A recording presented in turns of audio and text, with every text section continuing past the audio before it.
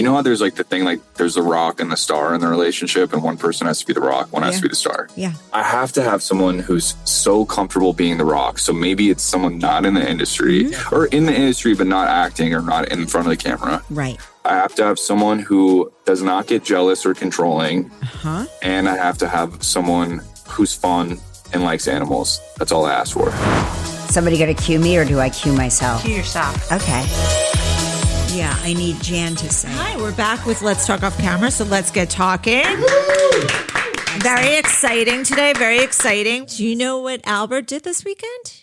What did he do? I went to see a movie. Oh, that's right. The number one movie in the country. Number one movie in the world. We spoke to Kevin Williamson after, and Scream. he said that he's Nobody's saying the name. Scream 7. Scream 7. And he said to think that like at age 60, he has the number one movie in the world is just wild. Well, to think that Mark did that smart thing of negotiating his contract so that he gets a piece of the box office. I was wondering that. Let's talk about No, Mark. I'm just kidding. He does not. Let's talk about. Oh my God, that would have been sick. Can we just say? Do you think I'd be fucking sitting here at this podcast right now? I was like, does he get like a little percentage? He was so good in it. Like I gave Kyle a real black and blue, like I was grabbing his leg. We still have not seen it. Oh, I know. He was so good in it that we'll see it by the time this podcast.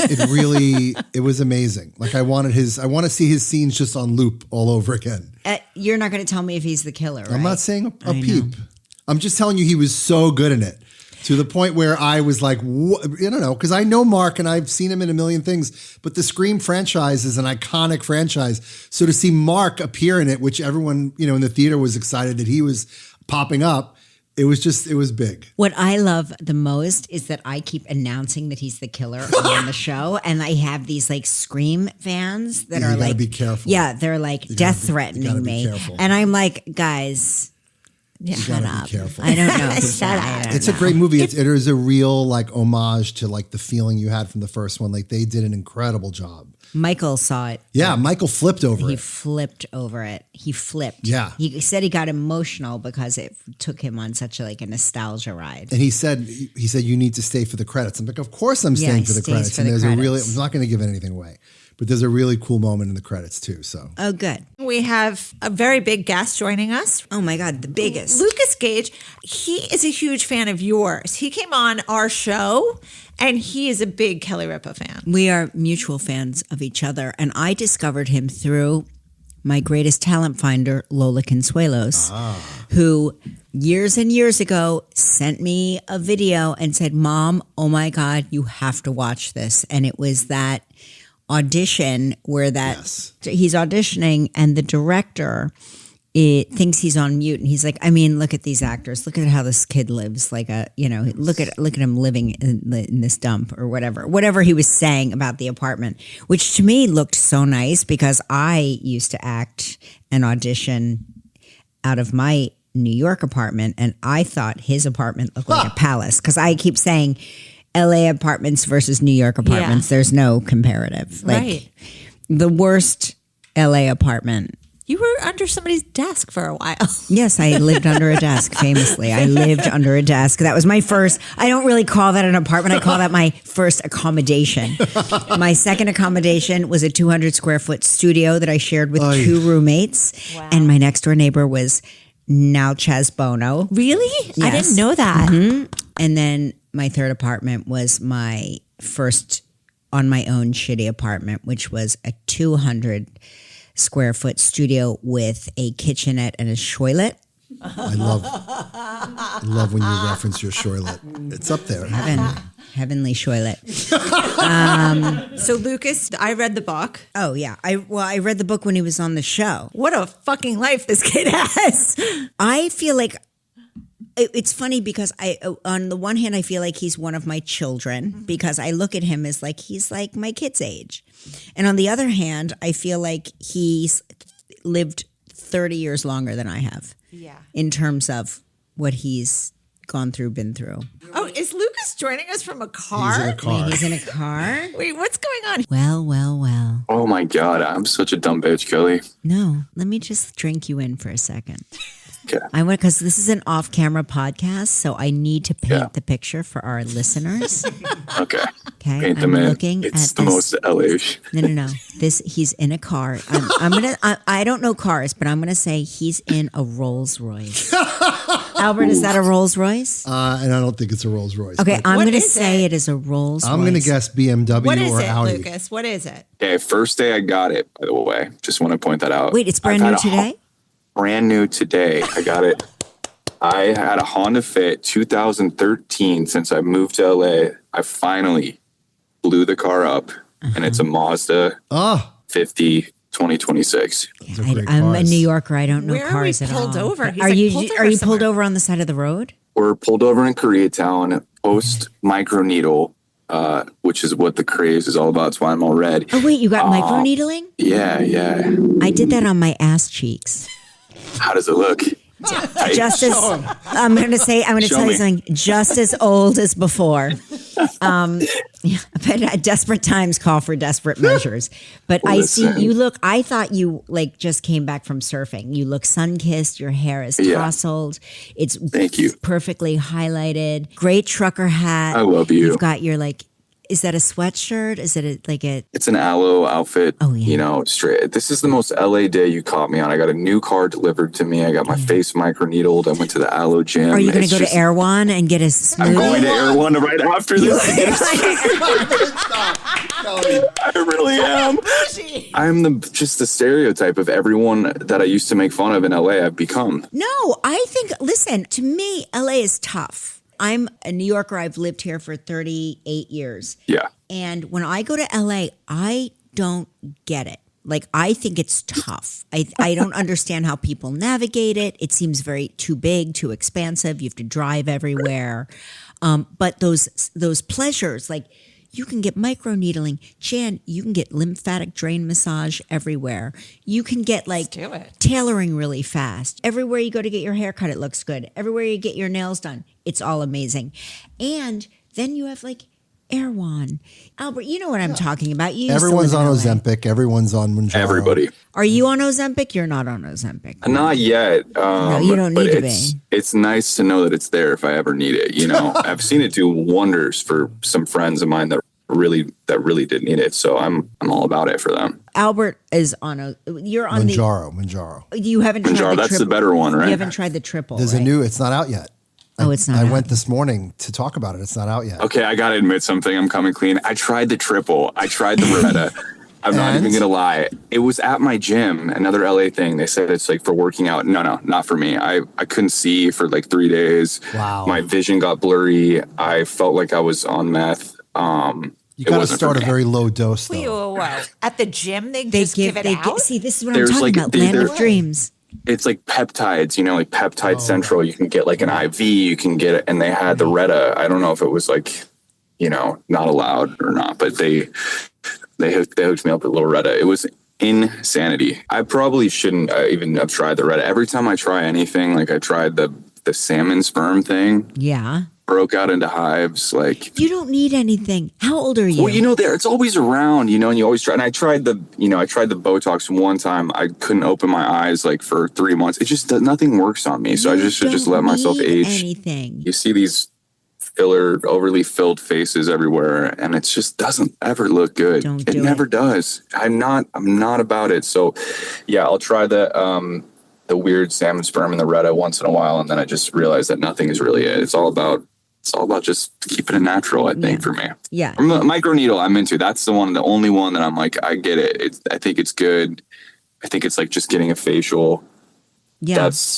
That one's okay. I think that if you're trying to do it for your rear end, It doesn't work. it doesn't work on mine, that's for sure.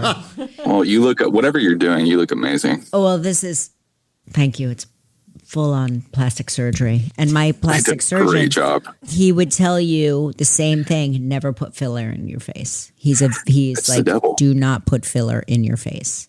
Yeah. You can rehang curtains, but you don't inflate. fill 'em up. You can't fill up your curtains. Don't fill up your curtains. Yeah. Okay, so let's talk about you. I did not pull you over on the side of the road to have you talk about plastic surgery with me. No, it's okay. It's the LA in me. Yeah, let's talk. But I want to say something about you really quick, Kelly. I want you to know you were the kindest person from daytime, nighttime TV, anyone I've ever dealt with. You are the most personable, the kindest to the audience, the kindest to your guests. Nobody ever makes me feel as comfortable as you do. I mean that. Well, I've got to tell you, you have a house full of fans here.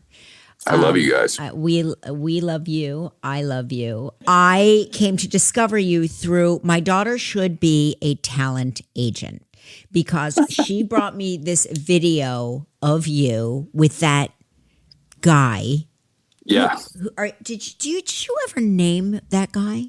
I never did, but he came forward and talked about it, which he did not have to do. He already apologized, but he came, there was a lot of speculation of who did it, all this stuff. Right. It's recirculating on the internet right now. Someone just sent me on Twitter that, I think it's because you are endlessly charming in that, and you are your full self in that video. You are charming. You're funny. You feel bad for him. The way you handled it is the way, like, I feel like we would have handled it. Like, yeah, I do want a better apartment. Give me the fucking job, and I'll get a better apartment. But who was it? Who was the guy? His name was Tristram Shapiro. And I'm sure he's a lovely guy, and he's a big comedy TV dude. What was he casting for? It was a pilot for Fox that I think, I'm not even sure what the name of the show was, to be honest. And never got picked up. I think it did. I think it went for a season or two. But yeah, no, it's weird. I was looking on the internet today and someone just sent me about someone was like, how do you guys not know that this whole thing was planned? It's the perfect way to start a career. This kid paid somebody to talk shit about his apartment. What? There's all these conspiracy theories about it now. We were saying, we looked at your apartment and I was like, oh, that looks like a nice spot. And I was literally what's that guy talking about? That's a nice apartment. Because if he could have seen our first apartments, he probably just would have sent us public assistance and sent us on our way. It was one of the nicer ones. The ones I had before that were way worse. I had a 1-bedroom with 4 people when I first came to LA. Actually, before that, I was at a motel for the first 5 months of being in LA, which was kind of sick. Yeah. They had a deal. How much did you pay for that? I think it was $2,000 for the month, but you got, the best characters living next to you. You got your room done every day, your bed made. It was great. That's amazing. But I couldn't afford that. The first place I stayed ever in New York City was under a desk of a woman's office that I rented for $50 a week. No way. And I had to be in before 6:30 and I had to be out before 7 a.m. Jesus. But I had no money. I had no money. That was it. Yeah. So a hotel sounds like a dream. Yeah. It sounds like a dream. Yeah. The Alta Cienega Motel was what it was called. And there was the Jim Morrison room right next to mine. Oh. That was the most expensive room that Jim Morrison used to hang out in, I guess. So do you think that moment, that viral moment, did that help launch your career? Not to delve into what the conspiracy theorists are saying, because I know that is a real moment.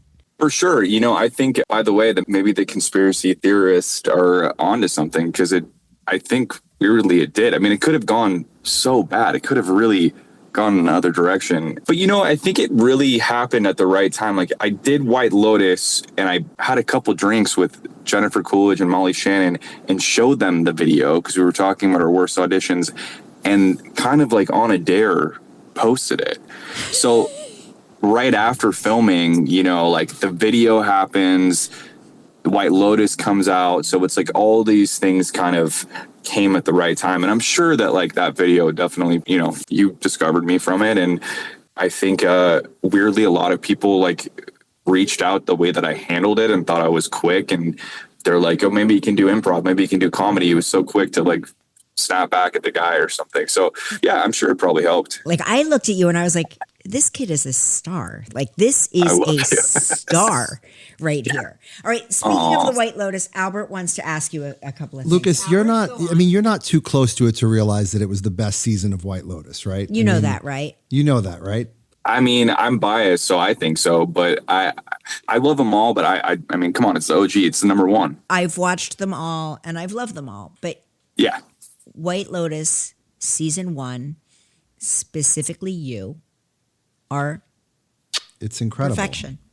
It That's just so changed nice. TV, I feel like, when that came out. And it captured that world in a way that no one else has captured it before.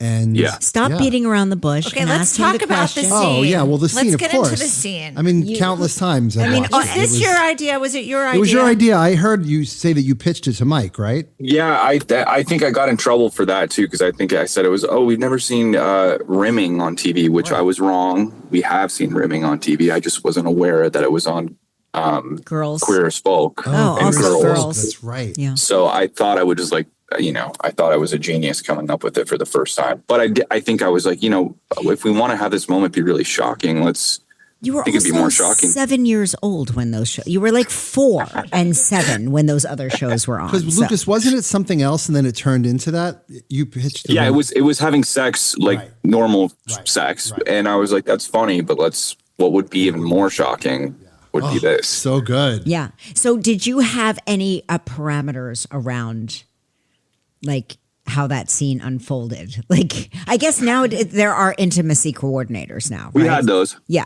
That didn't used Yeah, to we be a had- thing. We used to just go in there like the wild, wild west and you know. figured it out like old I know. school. Yep. I know. I think on Euphoria and White Lotus, we had one of the first, Amanda Blumenthal, one of the first intimacy coordinators of all time, who like kind of started it, and everyone trains under her. So we had that. Yeah, they were, I'm like trying to rip off my clothes and get naked, and then the intimacy coordinator is jumping in, telling me No. to not. No, we don't need to do that. And Yeah. and so like explain to me like are they like shot for shot, not shot for shot, but how do they do like where are the cameras? How you understand what I'm saying? Like Yeah. when you're doing coverage, explain coverage to us. I mean, they're doing it in a way that we can't show certain bits and pieces, and then you're wearing a little compartment to hide your bits and pieces. But I remember for some reason his I love how I'm explaining the rimming, it's the okay. mechanics behind the rimming, but like his face wasn't really in my ass, and it was like on the side of it. For some reason, I think for the intimacy coordinator reasons. So it wasn't even anywhere really. It was kind of a camera move to make it look like his head was in my ass, but it really wasn't. So you didn't have to like make your bum smell like cake or anything. I mean, it always does, but I knew you were going to say that. you know what I You mean? were going to say that. It always does. does. But no, I was like, and Murray is the coolest, most professional, one of Yes. the best actors I've ever worked with and we were so close by then at that point. I mean, I was like, whatever you guys want to do. Yeah, who cares? Right. Yeah. Yeah. I saw him once at Andy Cohen's Christmas party, just sitting on the sofa. Like this is a decade before White Lotus. Have you gone to Andy Cohen's Christmas party yet, Lucas? No, I should after all the time I've done Watch What Happens Live and open my mouth for on air with him. You're gonna come. You're gonna come start with inviting me. me. You're gonna come with me next year because I Okay, think you would let's like go. it. I think you would have a good time. It's really fun. You know what I see in my head about us at the Christmas party of Andy Cohen's? I see the character that you played on Broad City where you get wasted. Yeah, it's gone there. Trust me, it's gone there. I feel like that would be you and me. Like I've- we would make the I've real had life some version of that. very messy nights. Wait, I have a question. Is there anything you've ever said no to? Because I feel like you've done everything. No, I've truly done like everything. I just did a movie that we premiered at Berlin last week where I actually. I don't know if I should give any spoilers away, but I can't say it, guys. It's probably once you see the movie, it is one of the craziest things I think that's ever been in a film before. Oh, you got to tell Like, us. Can you say it? I gotta get- and we edit Can it you out. say it and we Well, can you edit it say it out. and we I'll promise. say it. You guys bleep it out. We will. We will. I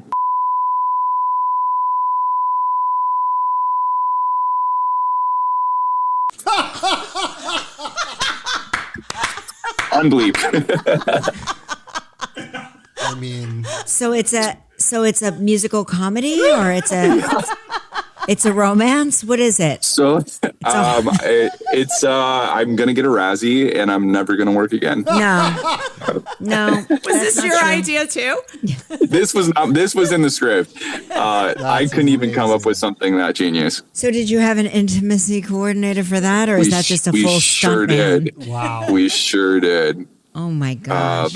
But they're all so fun. The ones I've worked with are really fun. Like this one was a dominatrix or something and had all these ideas and tips for me.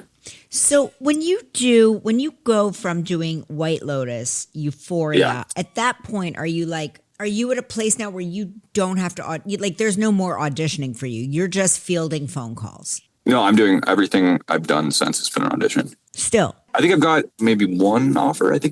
I mean, I do get offers, but I think the ones that you really want, you still have to fight for and go in the room for and, make a case for yourself. What's the biggest role that's gotten away from you where you're like, fuck?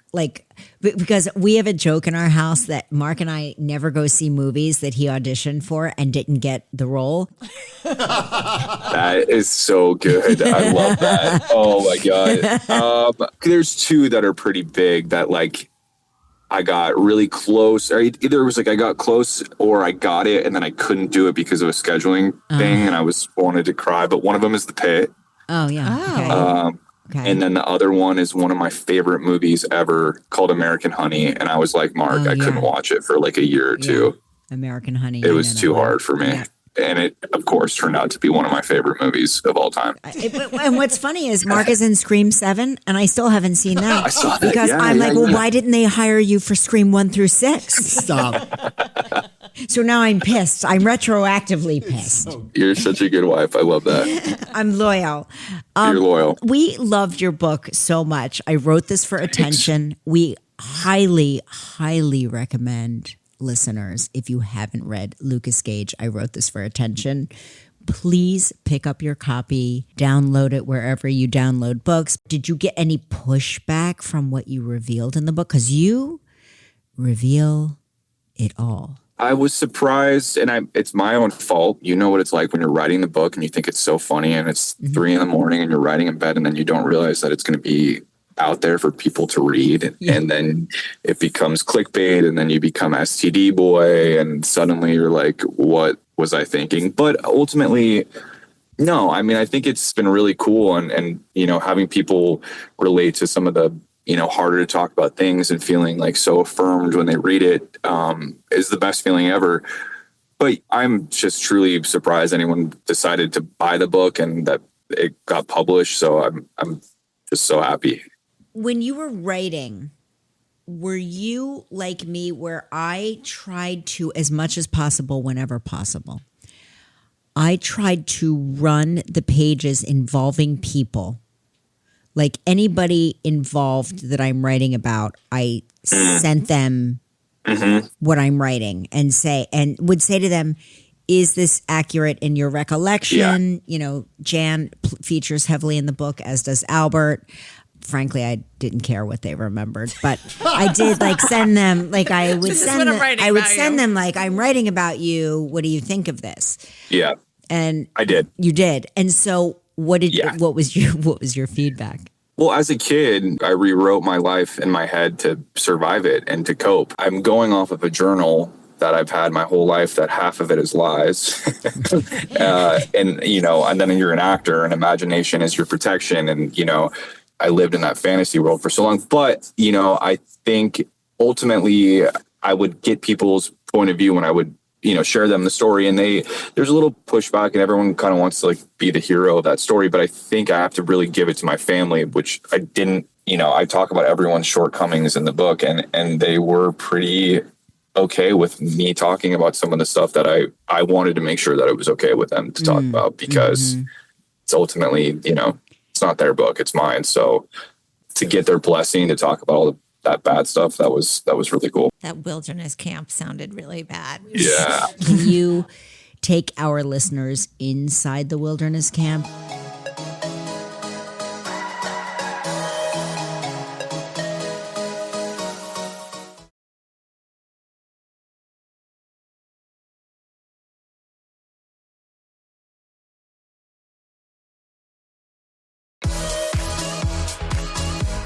Can you take our listeners inside the wilderness camp? And were you really kidnapped from the wilderness camp? Yeah. So that part, there's so much stuff that since I started the book saying I lied to my journal and I'm a liar. No. They were like, is that a lie? Is that a lie? Everything else, I swear to you, is the truth of it. And it's so hard to believe that it has to be true. Does that make sense? Yeah. You know, it was so weird because at that time growing up, it was a common theme for a lot of kids that I know that would get sent to these places. I think it sounds dramatic and crazy, but it's how those programs work. They wake you up and there's strangers at your door telling you to get your stuff and you're leaving and you're terrified. And I think parents at the time thought that these places were going to really help kids that were scare you straight. Yeah, scare you straight and kind of like, you know, build character. And I don't understand how they were so common and normal and no one thought that it wasn't going to fuck these kids up more and cause more trauma. Yeah. So basically I got taken in the middle of the night, sent to this wilderness camp with a bunch of quote unquote troubled kids and spent a summer like in the wilderness doing like therapy and building fires and hiking 12 miles a day. Like it was insane. And in your mind, the whole time that you're hiking and you're like with the other, you know, the other troubled kids, were they really troubled? Like when you got there, were you like, oh, these kids are, I am fine and these kids are fucked up? Or was it, were you all just sort of in the same boat? Like, oh my God. I think at the beginning, I thought I was like, you know, I went to this wilderness camp because I stole 2 Vicodin. Then when I was like 12, I didn't know what to do with it. And so I get there and these kids with all these crazy stories. But then what you find out by the end of it is like, none of them are bad kids. No one's a bad kid. Apparently they're just scared and insecure. Like they're going through, you know, they all went through really much worse stuff than I went through. So like it manifested in them lashing out and getting into trouble like all kids do, but maybe just a little bit more. Yeah. You know? When you were doing those like 12-mile marches, it's walks, whatever, the hikes, did you have your future playing out in your mind? Were you like, when I go to the Academy Awards, when I'm on a movie set, like, did you have that narrative going on in your head? I'm sure. I mean, I was basically just always like a theater kid with untreated feelings and emotions, and which was probably why I went to that place in the first, you know, I just like didn't have an outlet to express myself. So I was always, you know, acting out and wanting attention and wanting to get in trouble almost because I felt like I didn't get enough attention from my parents. So yeah, I think that there was that fantasy at a young age that I was going to do that. And yeah. I think maybe honestly, there was a lot of that. My parents would do the opposite of sending me away to camp. They would just like never let me leave the house. So I would occasionally run away from home, but I wasn't allowed to cross the street. So I could only make right turns. And I would run away from home and be home in 12 minutes. I wrote about in the book that I was like, I wrote all these SOS letters trying to escape. And then like, the minute I got picked up, I was like, you guys are going to pay. Like, you want to label me a bad kid. I'm going to be so much worse now. I'm going to be so much fucking worse. Yeah. And I did. I mean, I played into that role. And I think that that's what they try to do at those places. They try to break you down and they try to put you into it. I mean, like Paris Hilton really, she talks about it so openly and went to a place way worse than me in Utah, where a lot of kids I know went to school, but like you see the effect of what it did to all these kids, and they weren't bad kids when they went there, but they came out. Yeah, they came out becoming much worse. A bad kid. Yeah. I wonder if any of the kids from your wilderness camp wound up going to Paris Hilton's camp. Yeah.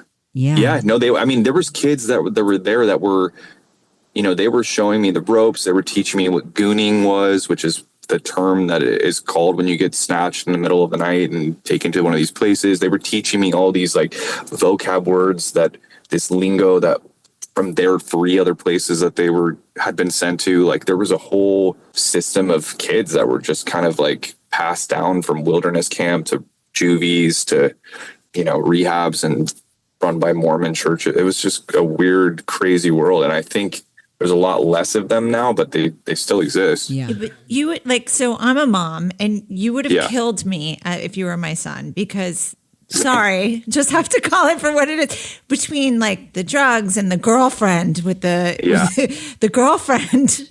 The girlfriend alone would have killed me. That she was wearing the what is it called on your ankle? The ankle bracelet. The ankle the ankle Yes, monitor. the ankle monitor. I mean, Yeah. your poor mom.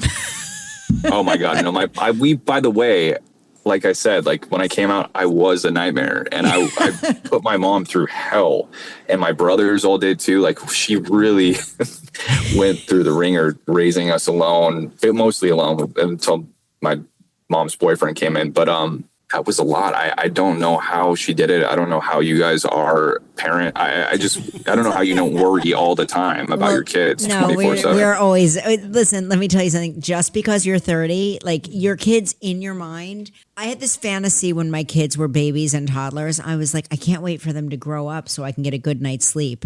And then they grew up and I was like, oh, I see. I will never sleep again because your worries are so much bigger, life choices and where they're living and what they're doing for work. It's all, it's all crazy.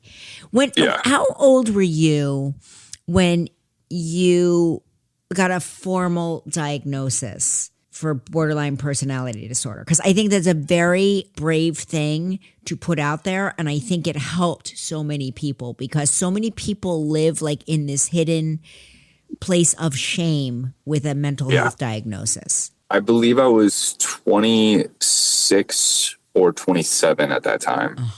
No. Yeah. 26. I was 26. And, I had a lot of shame and a lot of, resentment for the way that I had behaved and the way that I had such big emotions and stuff that really kind of happened right after I was sent to that wilderness camp that I felt a lot of shame about a lot of things that I had done. And then finally it was like a mixture of being in a relationship and getting abandoned by my partner, or ghosted as the kids call it. And it brought up all this abandonment with my dad that left and like all this shit. So I was just like this raw, constantly crying and I couldn't get anything. You were spiraling. I was spiraling. I was really like not myself. And I finally I have to give it to my agent and my friends and my family that were like,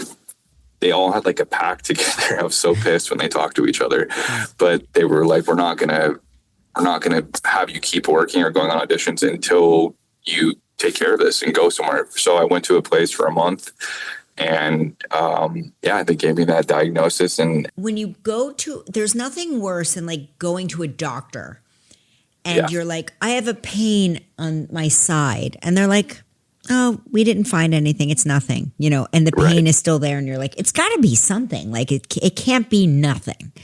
Right. And they never find anything. And so you just live with this phantom pain. When you get a diagnosis formally, it's got to be a relief, like everything sort of clicks into place, I would think. I think, yes, on one hand, it did. It definitely did. And it made so much sense. And having someone laying everything out and kind of explaining like why trauma and complex PTSD and all these things can result into this disorder. Like it suddenly made sense to me. But there was also this feeling like, I don't know, like there was like this albatross around my neck and I was like, I don't want to be labeled as something. I don't want to like stamp this on me and that's what I am. And like, don't you think that there's something in the nature of your profession? Suddenly now only Lukas is an actor. But I feel that is a profession that lends itself to people with BPD. 100%. I mean, I joke around about this and I have to make light of it, but I think half the actors I know are undiagnosed with personality disorders.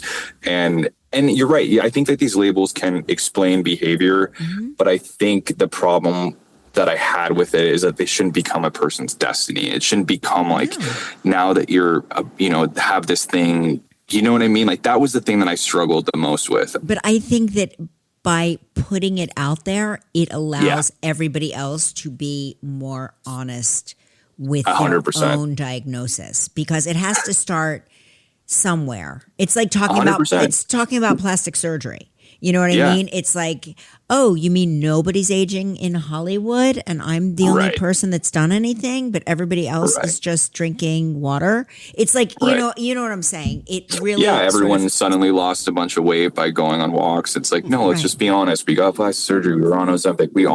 We have a personality disorder and had to, take a couple of medication and go to therapy. But I think, that was what I wanted to be on. I didn't want to have shame about another thing. I already had shame about my sexuality and my past. And I was like, there's another thing I'm going to have shame about. Like, I'm not going to do that. Mm-hmm. And ultimately, I do think once I went to this place, I got on medication and I went to therapy, like, I didn't feel like this chaotic mess that I felt like before. I felt like very aware. Yeah, I felt like myself. I felt so self-aware, and I felt like there was such like this like whisper in my ear that was like, don't tell people you have this, because then they're gonna frame you as like a liability or a nightmare to work with. And I was just like, no, that is absolutely not true. And if we're all more upfront and honest about our stuff and I don't even want to say shortcomings, because I don't think it is. I think in a lot of ways having that personality disorder has been helpful for me in my career, and it's been a good thing. It's allowed you to access different big emotions that are needed. I mean, I really believe that. Yeah, 100%. It could be like, I think it's how you sit with your own diagnosis is whether it's your superpower or not. 100%. Yeah. We talk about parenting here all the time. Do you ever think about having kids? Is there somebody special in your life right now? You're so special that I love you. And now I want to set you up with a million people. I would love for you to set me up with anybody good. Well, there's somebody that I work with, and these are the questions that he sent along. Okay. Not going to name names, but I work with somebody who said, will you please ask Lukas the following questions? He left it on my notes. Okay. Was the first if I want kids? Was that him? Well, that's my question. Are you single? Question mark. Yes. Okay. Do you like bald men with cats? I don't discriminate. I love cats. Do you like men with a huge ... heart? I do. Okay. Bigger the heart, the better. I like it. I'm dead. I did my job. Albert, you are my witness. Yeah. You are my witness. Yeah. So do you ever want to get married again? I don't want your first marriage to scare you away from. It didn't at all. I am not jaded in the least bit. Like, I want to fall in love 20 more times. I will get married 5 more times. Actually, no. Probably, let's not do that. No, I think if you get married to the right person, you'll get married one more time. Yeah, I feel like the first one is a practice round, and hopefully the second one will be for life. But I love love, and I will always. Yeah. I will always, and I'm not jaded by it at all, and I'm open to it, and yeah, I do want kids. I actually do. I never have said that until this year. I think you'd be a good parent. You're a very loving person. Thank you. I was so scared to have kids, and now I don't know if it's getting a little bit older, but then it just feels like, what else is there to life if you don't? I don't know. Let me just caution you, you're still very young. Oh yeah, no, I'm talking like 10 years. I want to be very older. Good. Yes. Lucas, do you find dating in LA as impossible as most people do? Impossible. But then I go to New York, and suddenly I'm in New York probably half the time now. So really, I feel like LA for me is just like getting Erewon and microneedles and, hanging out with my dog and getting work done. And then going to New York is like having fun and going on dates. But Lucas, you do strike me as someone who would enjoy dating more in New York than LA. Yeah, I do. I just find it easier. I find New York is sexy. People are not on their phone all the time. They're checking people out openly and honestly. Like, New York's fun, and I don't know why, but like in LA, I just feel like there's not. I don't know how people date in LA. I don't know how. I think that the people in New York are interested and interesting. Yeah, they find they find the profession also fascinating, and versus they want something from you. It's just very different. 100%. That's the big difference. Yeah, I was in Spain last year filming, and that was a Spain. That was a different story. Did you have a good time in Spain? I'm like a 6 in LA, and in Spain I'm like a 12 out of 10. I don't know what happened there, but I'm like suddenly alive. Yeah. You know, I don't know. I just feel like I'm going to find my next husband, my next person even. I don't know. I'll find them anywhere but LA. You're still young. So you're still young. You've got lots and lots of time. But when the time comes, I'm going to want to set you up with the same. I have a fantasy second husband for Jan. Jan and I have been in these long-term marriages. So we're like long-term, decades-long married ladies. But here's our fantasy second husband. Ready? Yeah.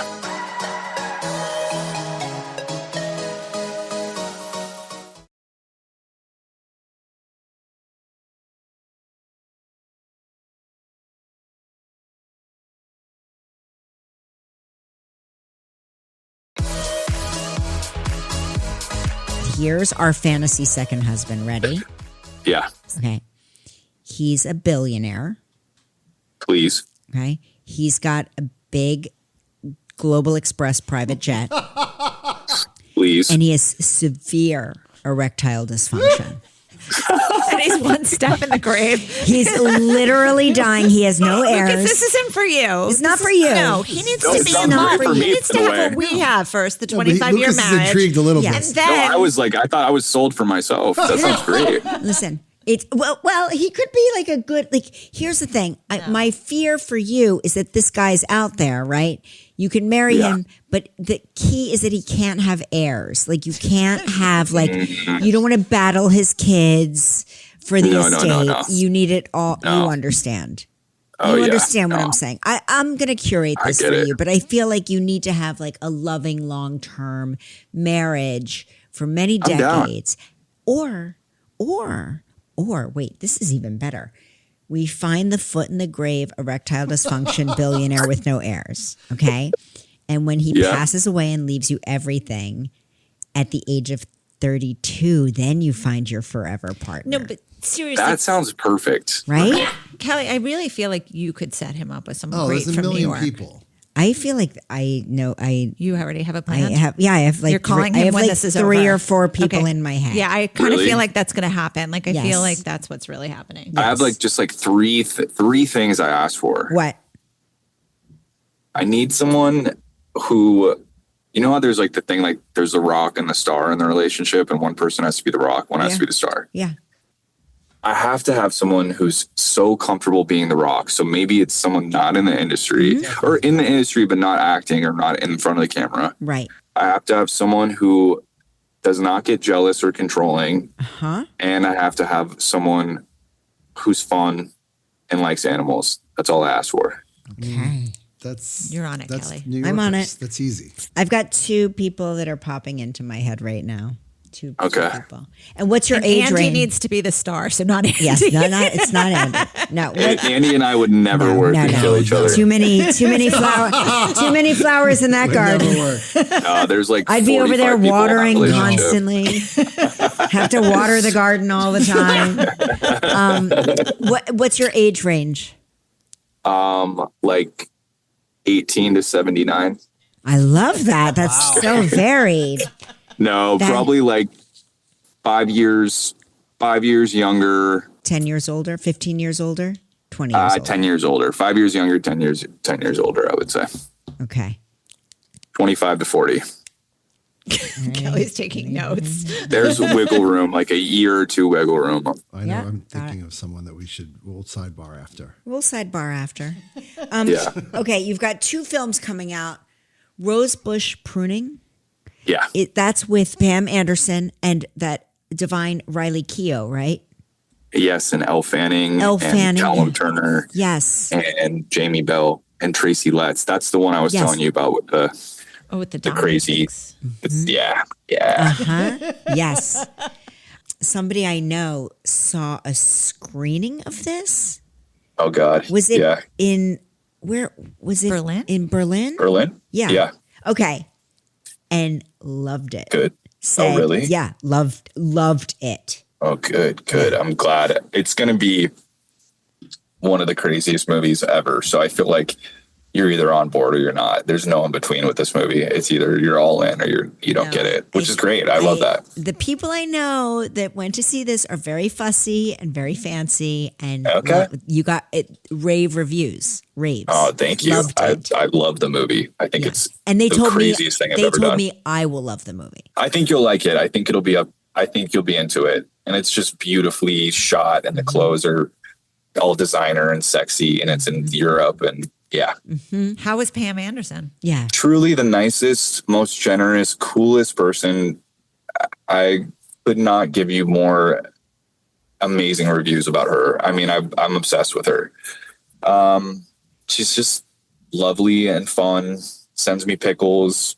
She's got a pickle company. Yeah, she makes pickles. Did you know that? No. Yeah. So good, too. Yes, she talks about it on our show that she makes Did pickles. she send you a pickle? She didn't send me pickles, no. But I'm not cute. We're going to get you some pickles. No, it's okay. I can buy them, for God's sakes. Look at me. I host my own podcast. I can buy them. I can go online. Isn't she the best, though? Isn't she really, just like the warmest person ever? I'm very happy for her because I think she got the shit kicked out of her for a long time in this business. I think people were treated her like dirt.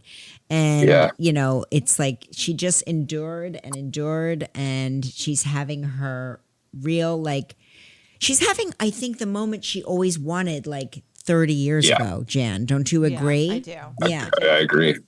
And what's Love Language? Tell us about Love Language. Love Language is premiering at South by, and it is it's a fun little rom-com, which I haven't done too many of, and it's with the lovely little Chloe Grace Moretz and Billy Lord, Anthony Ramos. It's, what can I tell you about that movie? It's just like a really fun, slightly raunchy rom-com. I love Billy Lord, by the way. I love her more than that. She is truly one of my, I'm seeing her on Saturday. It's very rare where I meet a castmate that becomes like a lifelong best friend. You know, you make these friendships on set where you think that you're going to see each other afterwards, and you're so tight for the month you're filming, and you never do. But she is one of like 3 people who is truly one of my best friends now. I've known her since she was a little girl. I mean, it's crazy. It's insane. It's crazy. And she's always been the coolest, the best. She's just the best. I'm so happy for her success. I really am. Me too. She's really killing it right now. And she is an improv comedic genius. She really is. In this movie. She is. She's so fucking funny and quick, and like, she's just got it. She's got it. She's got that brain. She's got that thing. Super smart girl. Super smart. Yeah. Yep. Well, let me tell you something. What? Thank you for pulling over on the side of the road. I'm so embarrassed. I promise I want to redo this and do this like on a computer and not. I got Eastern time. This is great. You are not the first person we've spoken to in a car, but you're the first person that looks like amazing while we're speaking to them in a car. Congrats on the new car. Yeah. Congrats on the new car. Thank you so much. Does it have the car smell, the new car smell? It sure does. It sure does. I don't know how to. I'm still figuring out how to work it. You know, like I don't know where the parking brake is. Yeah. It's a little, usually a button these days, but it's a button these days. Yeah. I'm learning all these things. When you had a car from the early 2000s, it's used to the old school stuff. But Kelly, I love you. I love you too, always do wonders for my ego. You make me feel so good about myself. Wait till I find you this billionaire. Dude, stop talking and find it already. Come on. I'm on a quest. I'm on a Find quest. it for me. Yeah. I feel like you are the one. You need like you also need a yacht. I feel like you need a yacht. I am going on a yacht on Saturday with Billy. You're so perceptive. I do this once every other month. I do this like booze yacht thing in Marina Del Rey, where I rent out a yacht with everyone chips in like $100 or something, and we just get wasted on a yacht. It's my favorite thing to do. I love below deck. You know what I love a yacht. You know what I want? You know what I want? I want a carving of your body on the mast of a ship, a la Lauren Sanchez Bezos. But I want it to be you. Like, I'm talking that kind of rich. Lucas Sanchez. You know what I'm saying? My God. I'm talking. I do love a yacht. Yeah. Do love a Okay, yacht. if they're not owning the yacht, I'm okay with like a deckhand or a bosun or a captain even that has the yacht. No. I'm okay with that. I'm looking. Just putting it out there.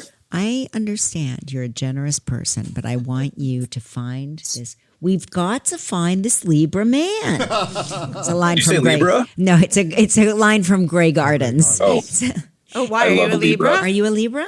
No, I'm a Gemini, but I was told by the Hollywood medium and Teresa Caputo, the Long Island medium, that I would end up with a Libra or a Virgo. So What else did she tell you? she told me so much, and it's all come true. It's so scary. Just like little things that I'm like, they would tell me 6 months before about like a person I was going to meet or like something that I had to get checked out health wise. Nothing crazy, but they were completely right about everything.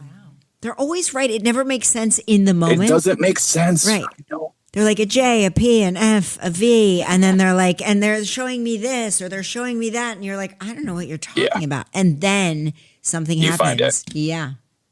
I know. I believe in it. I love it. Well, enjoy your Erewon smoothie and your new car. I love you. Love you, honey. Have fun with Love Billy. you guys. I will. I'll All give you your right. love.